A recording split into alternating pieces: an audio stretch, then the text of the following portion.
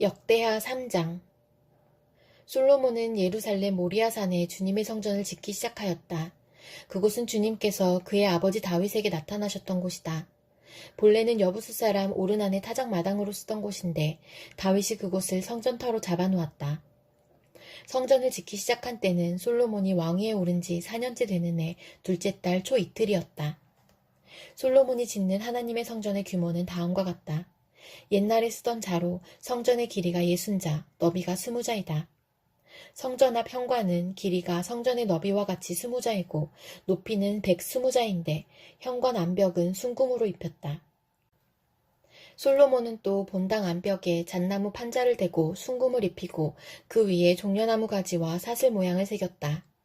그는 보석으로 성전을 꾸며서 화려하게 하였는데 그 금은 바르와임에서 들여온 금이다. 그는 성전 안에 들보와 문지방과 벽과 문짝에 금박을 입히고 벽에는 그룹들을 아로 새겼다. 그는 또 지성소를 지었다.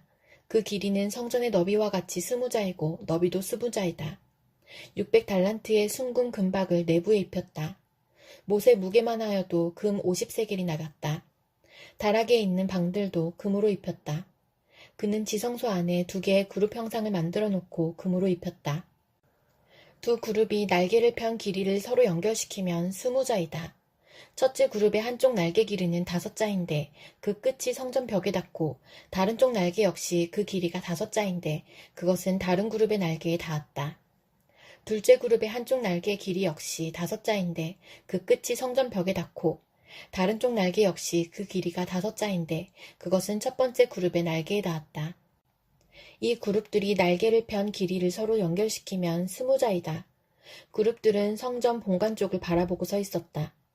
그는 또 청색실과 자주색실과 홍색실과 가는 배로 휘장을 짜고 그 위에 그룹들의 모양을 수놓았다.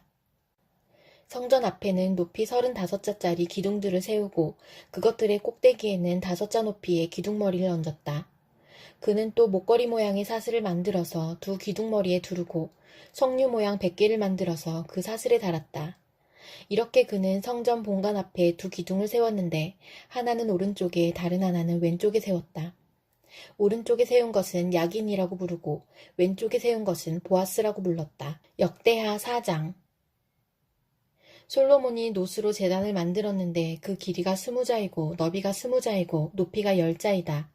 그 다음에 후람은 또 노쇠를 부어서 바다 모양 물통을 만들었는데 그 바다 모양 물통은 그 지름이 10자, 높이가 5자, 둘레가 30자이고 둥근 모양을 한 물통이었다. 그 가장자리 아래로는 돌아가면서 노쇠로 만든 황소 모양이 있는데 이것들은 노쇠로 바다 모양 물통을 만들 때에 2줄로 부어서 만든 것이다. 또한 12마리의 노쇠 황소가 바다 모양 물통을 떠받치고 있는데 3마리는 북쪽을 바라보고 3마리는 서쪽을 바라보고 3마리는 남쪽을 바라보고 3마리는 동쪽을 바라보고 서 있는데 등으로 바다 모양을 떠받치고 있었다. 황소는 모두 엉덩이를 안쪽으로 향하고 있었다. 그 노쇠로 된 바다 모양 물통의 두께는 손 너비만 하였다. 그 테두리는 나리꽃 봉우리 모양으로 잔의 테두리처럼 둥글게 만들었다. 그 용량은 물을 3,000말 정도 담을 수 있는 것이었다. 솔로몬은 또 씻을 물을 담는 대야 10개를 만들어서 5은 오른쪽에 두고 5은 왼쪽에 두어 번제물을 씻는 데에 사용하게 하였다. 그러나 바다 모양 물통에 담긴 물은 제사장들이 씻을 물이었다. 그는 또 금 등잔대 10개를 규격대로 만들어서 본당 안에 두었는데 5은 오른쪽에 5은 왼쪽에 두었다. 그는 또 상 10개를 만들어서 본당 안에 두었는데 5은 오른쪽에 5은 왼쪽에 두었다. 그는 또 금쟁반 100개를 만들었다. 그는 또 제사장의 뜰과 큰 뜰을 만들고 큰 뜰 대문에는 문짝들을 만들어서 달고 노쇠를 입혔다. 바다 모양 물통은 성전의 오른쪽 동남쪽 모퉁이에 두었다. 후람은 또 솥과 부삽과 대접을 만들었다. 이렇게 후람은 솔로몬 왕이 하나님의 성전에다가 해놓으라고 시킨 모든 일을 마쳤다. 그가 만든 것들은 기둥과 그 두 기둥 꼭대기에 얹은 둥근 공 모양을 한 기둥 머리둘과 그 두 기둥 꼭대기에 있는 공 모양을 한 기둥 머리에 씌운 그물 2개와 기둥 꼭대기에 있는 공 모양을 한 기둥 머리에 씌운 각 그물에다가 2줄로 장식한 석류 400개를 만들었다. 또 그가 만든 것은 받침대와 받침대 위에 놓을 대야와 바다 모양 물통 1개와 그 바다 모양 물통 아래에 받쳐놓은 황소 모양 12개와 솥과 부삽과 고기 갈고리였다. 이런 일에 전문가인 후람이 주님의 성전에서 쓸 것으로 솔로몬에게 바친 모든 기구는 광택나는 노쇠로 만든 것들이었다. 왕은 이 기구들을 숫꽃과 스레다 사이에 있는 요단 계곡의 진흙에 부어서 만들게 하였다. 솔로몬이 이 모든 기구를 너무나 많이 만들었으므로 여기에 사용된 노쇠의 무게는 아무도 모른다. 솔로몬이 또 하나님의 성전 안에다가 둘 기구를 만들었으니 곧 금제단과 빵을 늘 차려놓는 상들과 지성소 앞에 규례대로 켜놓을 순금 등잔들과 등잔대들과 순금으로 만든 꽃장식과 등잔과 부집게와 순금으로 만든 심지 다듬는 집게와 대접과 숟가락과 불 옮기는 그릇과 성전어기, 곧 성전의 맨 안쪽 지성소의 문짝들과 성전 본관의 문짝들이었다. 이 문짝들도 금으로 입혔다. 요한일서 3장. 아버지께서 우리에게 얼마나 큰 사랑을 베푸셨는지를 생각해 보십시오. 하나님께서 우리를 자기의 자녀라 일컬어 주셨으니 우리는 하나님의 자녀입니다. 세상이 우리를 알지 못하는 까닭은 하나님을 알지 못하기 때문입니다. 사랑하는 여러분, 이제 우리는 하나님의 자녀입니다. 앞으로 우리가 어떻게 될지는 아직 밝혀지지 않았습니다만 그리스도께서 나타나시면 우리도 그와 같이 될 것임을 압니다. 그때 우리가 그를 참모습대로 뵙게 될 것이기 때문입니다. 그에게 이런 소망을 두는 사람은 누구나 그가 깨끗하신 것과 같이 자기를 깨끗하게 합니다. 죄를 짓는 사람마다 불법을 행하는 사람입니다. 죄는 곧 불법입니다. 여러분이 아는 대로 그리스도께서는 죄를 없애려고 나타나셨습니다. 그리스도는 죄가 없는 분이십니다. 그러므로 그리스도 안에 머물러 있는 사람마다 죄를 짓지 않습니다. 죄를 짓는 사람마다 그를 보지도 못한 사람이고 알지도 못한 사람입니다. 자녀되니 여러분, 아무에게도 미혹을 당하지 마십시오. 의를 행하는 사람은 하나님의 의로우신 것과 같이 의롭습니다. 죄를 짓는 사람은 악마에게 속해 있습니다. 악마는 처음부터 죄를 짓는 자이기 때문입니다. 하나님의 아들이 나타나신 목적은 악마의 일을 멸하시려는 것입니다. 하나님에게서 난 사람은 누구나 죄를 짓지 않습니다. 하나님의 씨가 그 사람 속에 있기 때문입니다. 그는 죄를 지을 수 없습니다. 그가 하나님에게서 났기 때문입니다. 하나님의 자녀와 악마의 자녀가 여기에서 환히 드러납니다. 곧 의를 행하지 않는 사람과 자기 형제자매를 사랑하지 않는 사람은 누구나 하나님에게서 난 사람이 아닙니다. 여러분이 처음부터 들은 소식은 이것이니 곧 우리가 서로 사랑해야 한다는 것입니다. 우리는 가인과 같은 사람이 되지 말아야 합니다. 그는 악한 자에게 속한 사람이어서 자기 동생을 쳐 죽였습니다. 무엇 때문에 그는 동생을 쳐 죽였습니까? 그가 한 일은 악했는데 동생이 한 일은 의로웠기 때문입니다. 형제자매 여러분, 세상이 여러분을 미워해도 이상히 여기지 마십시오. 우리가 이미 죽음에서 생명으로 옮겨갔다는 것을 우리는 압니다. 이것을 아는 것은 우리가 형제자매를 사랑했기 때문입니다. 사랑하지 않는 사람은 죽음에 머물러 있습니다. 자기 형제자매를 미워하는 사람은 누구나 살인하는 사람입니다. 살인하는 사람은 누구나 그 속에 영원한 생명이 머물러 있지 않다는 것을 여러분은 압니다. 그리스도께서 우리를 위하여 자기 목숨을 버리셨습니다. 이것으로 우리가 사랑을 알게 되었습니다. 그러므로 우리도 형제자매를 위하여 목숨을 버리는 것이 마땅합니다. 누구든지 세상 재물을 가지고 있으면서 자기 형제자매의 궁핍함을 보고도 마음 문을 닫고 도와주지 않으면 어떻게 하나님의 사랑이 그 사람 속에 머물겠습니까? 자녀되니 여러분, 우리는 말이나 혀로 사랑하지 말고 행동과 진실함으로 사랑합시다. 이렇게 함으로써 우리는 우리가 진리에서 났음을 알게 될 것입니다. 또 우리는 하나님 앞에서 확신을 가지게 될 것입니다. 우리가 마음의 가책을 받는다 하더라도 우리는 그러한 확신을 가지게 될 것입니다. 하나님은 우리 마음보다 크신 분이시고 또 모든 것을 알고 계시기 때문입니다. 사랑하는 여러분, 우리가 마음의 가책을 받지 않으면 우리는 하나님 앞에서 담대함을 가지고 있는 것이요. 우리가 구하는 것은 무엇이든지 하나님에게서 받을 것입니다. 우리가 하나님의 계명을 지키고 하나님께서 기뻐하시는 일을 하기 때문입니다. 하나님의 계명은 이것이니 곧 그 아들 예수 그리스도의 이름을 믿고 그리스도께서 우리에게 명하신 대로 서로 사랑하라는 것입니다. 그리스도의 계명을 지키는 사람은 그리스도 안에 있고 그리스도께서도 그 사람 안에 계십니다. 그리스도께서 우리 안에 계시다는 것을 그가 우리에게 주신 성령으로 우리는 압니다. 나훔 2장. 침략군이 너를 치러 올라왔다. 성을 지켜보려무나 길을 지켜보려무나 허리를 질끈 동이고 있는 힘을 다하여 막아보려무나 약탈자들이 야곱과 이스라엘을 약탈하고 포도나무 가지를 없애버렸지만 주님께서 야곱의 영광을 회복시키시며 이스라엘의 영광을 회복시키실 것이다. 적군들은 붉은 방패를 들고 자주색 군복을 입었다. 병거가 대열을 지어올 때에 그 철갑이 불꽃처럼 번쩍이고 노송나무 창이 물결친다. 병거들이 질풍처럼 거리를 휩쓸고 광장에서 이리저리 달리니 그 모양이 횃불 같고 빠르기가 번개 같다. 정예 부대를 앞세웠으나 거꾸러지면서도 돌격한다. 벼락같이 성벽에 들이닥쳐 성벽 부수는 장치를 설치한다. 마침내 강의 수문이 터지고 왕궁이 휩쓸려서 떠내려간다.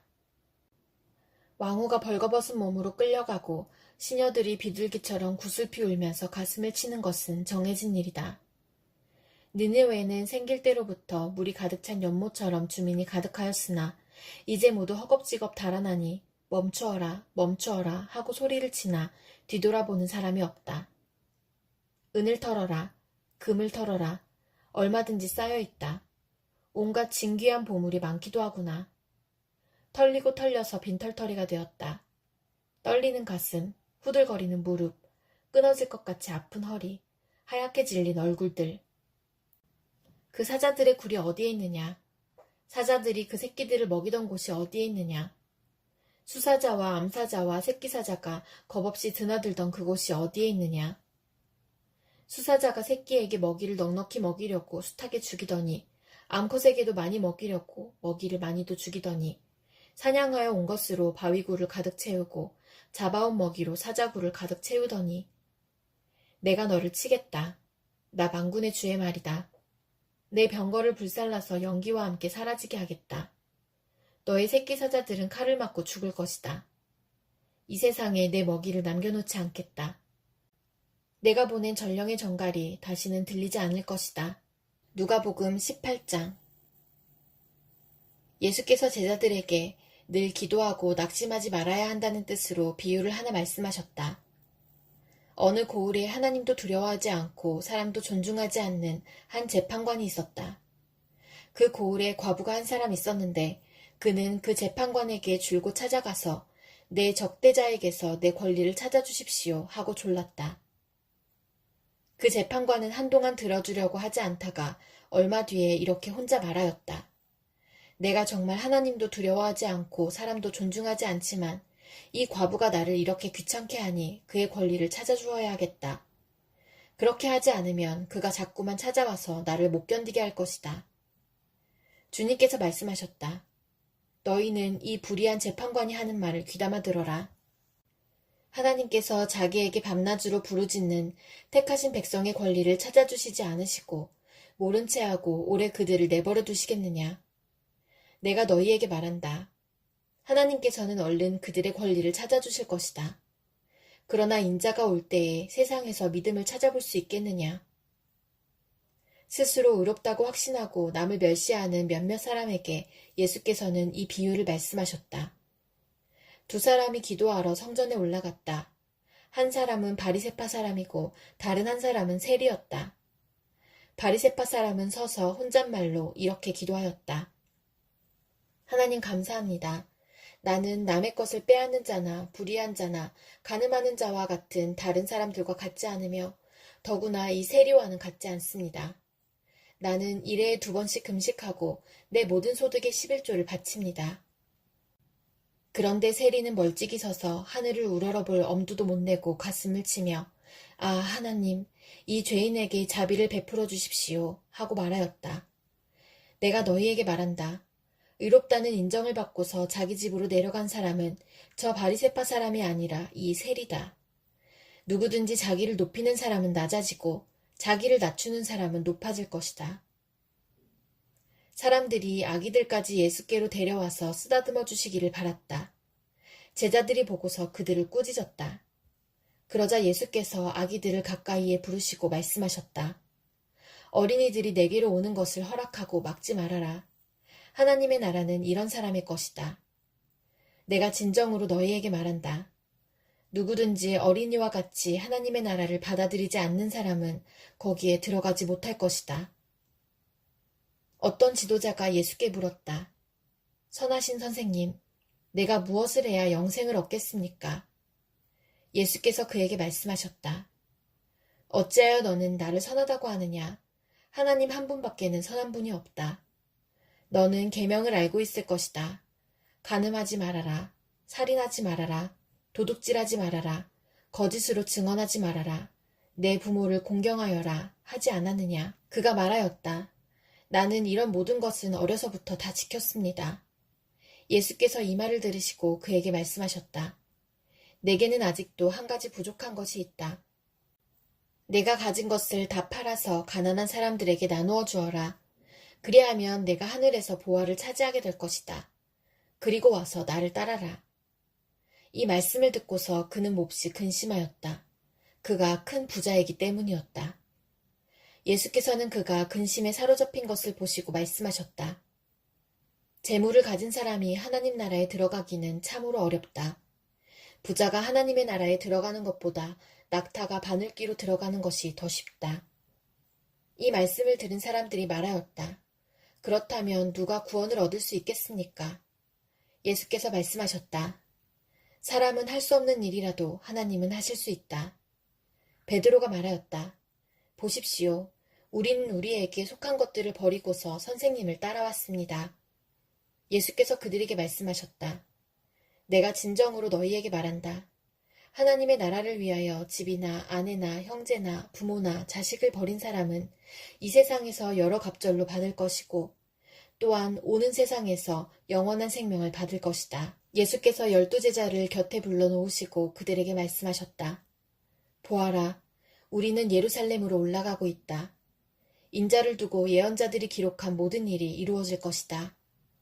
인자가 이방 사람들에게 넘어가고 조롱을 받고 모욕을 당하고 침뱉음을 당할 것이다.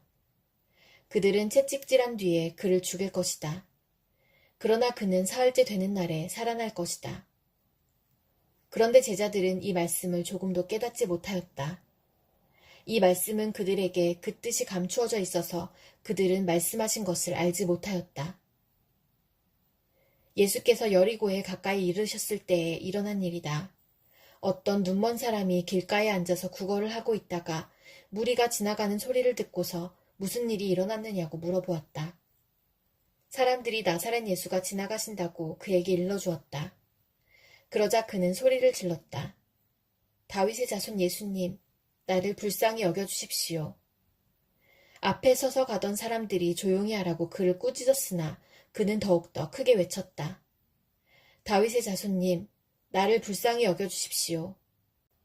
예수께서 걸음을 멈추시고 그를 데려오라고 분부하셨다. 그가 가까이 오니 예수께서 그에게 물으셨다.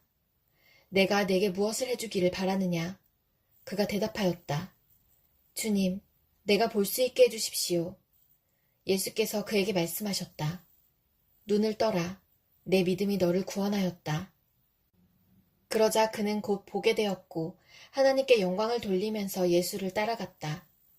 사람들은 모두 이것을 보고서 하나님을 찬양하였다.